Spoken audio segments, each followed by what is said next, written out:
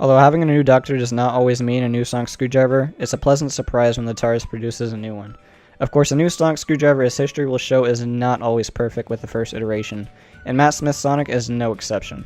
2009 is when the idea of a new sonic screwdriver was presented to Dan Walker. The production department wanted something bigger and more resembling to the Master Sonic Laser. These were some of the first concepts for the new screwdriver. Now with some new concept designs, the project was handed over to Nick Roboto to create the Sonic in physical form. Although these concept designs were fitted with a rotating end, the time given to Nick could not allow for such a development. After a lot of internal designing and work, Nick was able to create the first iteration in 1 week, complete with a silver sliding section that was intended to be slid up with a thumb, green resin on the interior, and a glowing emitter activated by a button hidden underneath the end cap. With this, Nick was proud to present the screwdriver on set to Matt Monday morning. The very first time Matt handled the screwdriver, he pulled it apart into 2 pieces. After tightening up a grub screw, the screwdriver was good to go again. That same day, rather than sliding up the silver slider with his thumb, Matt decided to flick it open with the flick of his wrist, and thus Matt's signature flick was born.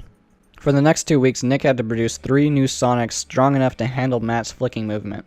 Along with that, Nick added brass rivets to keep the copper struts between the silver sliders secure, and added more grub screws to secure the top collar. Now Nick also made the extension from 2 inches to 1, along with an internal dampener to soften the impact for the flicking movement.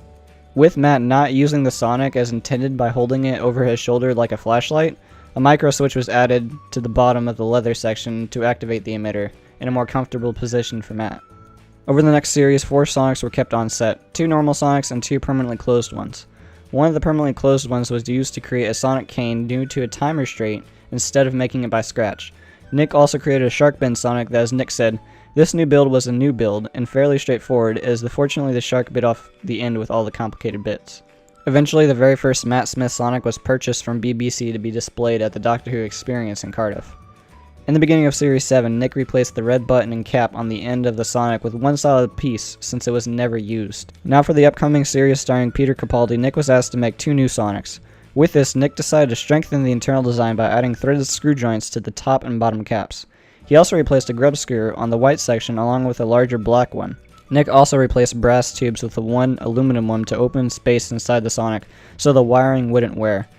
Also in this picture are 2 newly made Sonics on the top and bottom, with the middle one being from past series, and as seen, the white section yellows with use. Now Nick is running his business along with still being a prop maker for the show, and selling prop replicas on his business website, RubberToe Replicas. Even at the time of creating this video, he is planning to sell replicas of early Matt Smith Sonics, and of course the link will be in the description. So now, from all these improvements in Matt Smith's Sonic screwdrivers, we are left with a more sturdy Sonic that will live in the Doctor Who community for years to come. Thanks for watching, and goodbye.